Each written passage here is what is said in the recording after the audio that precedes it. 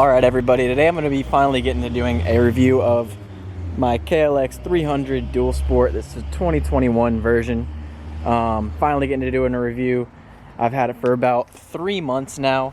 I've had time to put some miles on it. I'm at 1,500, almost 1,600 miles on it. And let me tell you, I've been loving this bike. So over my about 4 months of having, actually probably closer to 5 months of having the bike, I've done a pretty even mixture of street riding, trail riding, and a little bit of everything in between. So it's been just great for all of that stuff. And I really got to say, these Dunlop D605 tires right here have been doing a fantastic job.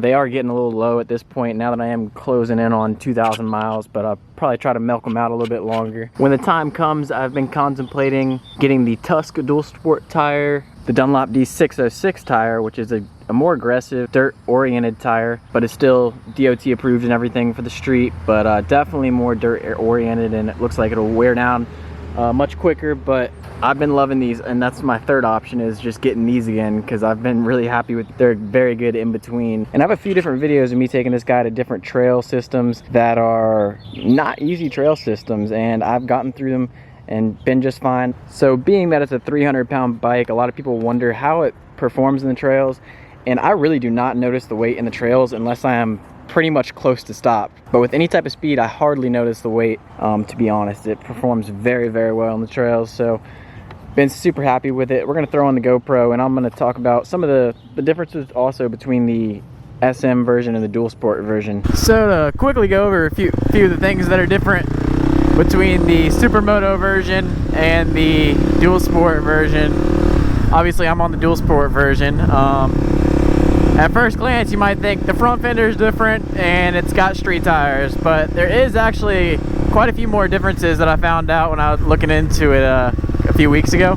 I saw that the SM has larger front discs on the brakes. It has 300mm discs. I think the Dual Sport has 250mm. I believe they come with a little bit different tapered handlebar. The suspension is set up a bit different as well, and overall I think it sits a little bit lower than the Dual Sport does. Also on the SM, the wheel size is 17 in the front, 17 in the rear, while the Dual Sport version has 21 in the front and 18 in the rear. So that's a bit different right there. Supermoto is also going to be geared slightly different, different sprocket sizes, I believe. Another cool stat I saw about the difference of the two was that the ground clearance on the Dual Sport is 10.8 inches and the ground clearance on the Supermoto version is 9.3 inches.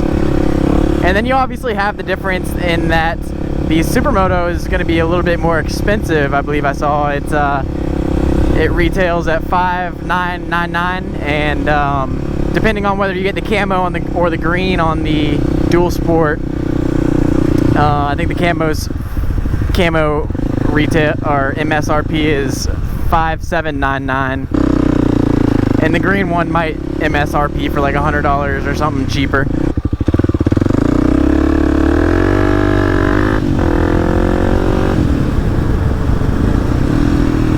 But I've said it a few times before, I'm not going crazy in the streets or anything like that, but the Dual Sport has done me great in riding on the road and off-road, so I've been loving it.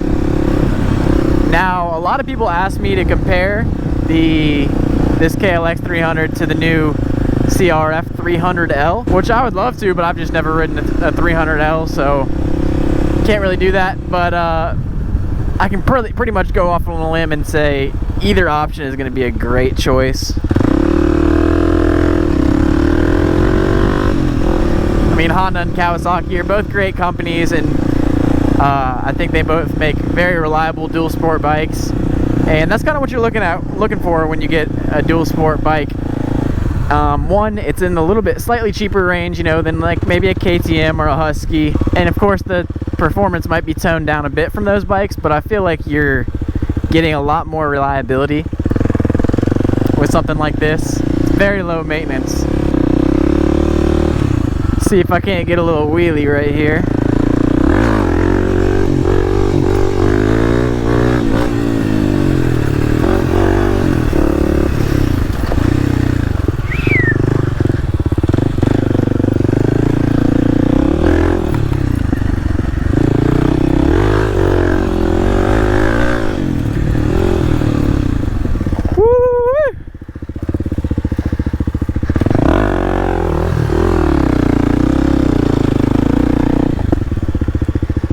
And another bike a lot of people ask about comparing the two is the DRZ 400 to this bike. And I've never owned one or ridden one, but seeing that some people have said online, it seems that the DRZ might be better for the streets and street riding, but I've heard a lot of people say it feels bulkier in the trails. You can feel the heaviness of it on the trails a little bit more, and I don't think it quite compares to this on the trails. Now on the street, I'm sure it's faster. It might be able to pop up wheelies better, do whatever. It might own the street a little bit better, at least comparing it to the dual sport version of the KLX, but I think this thing has it in the trails all day. But I do believe that this thing is a better, much better machine for the trails. This thing is super capable. I'll link my videos to me taking it to the mountains and going on some trails there, as well as one other set of trails. I even took it to the track just to see how that would do for shits and giggles, and it didn't do bad. I had a fun time at the track, so I'll link those videos below. But it's been an amazing bike. I don't have any regrets with the purchase for sure. I've been loving this bike. And I will say one thing I noticed is it was a little bit, and this could maybe to be expected, but I've never had a brand new bike before this. It really woke up after the 600-mile break-in period and the first oil change. I really think it woke up, and after it broke in a bit and got a little more power. And of course I've done a few things like the EJK and the exhaust now, but even before that, I think once you get through that break-in period, it's a little bit of a different machine. But if you want to see just kind of exactly what I've done to this bike so far, I have my upgrades and mods video to this bike, part 1, and it goes over kind of all the things that I've done thus far, and I've done a few things since then, so I'm gonna have an updated part 2 video once I do a few very last things. There's only like one more thing I need to do, and then I'll be able to put that other video out as well. But let me know in the comments what you guys have, how you like it, and if you have a KLX300, whether it's the dual sport or the Supermoto version, how you like it. I have been loving mine. We're actually just about to hit 1600 there, but I have a ton of other videos on my channel, so be sure to check those out and subscribe for always coming out with new videos on this bike. But it's been fantastic. If anyone's been thinking about it, I absolutely would say go ahead and do it if you can. That's gonna be it for this video, guys. Like I said, be sure to subscribe for more content on this guy and other dirt bike stuff, and drop a like on this video, and I'll see you guys in the next one.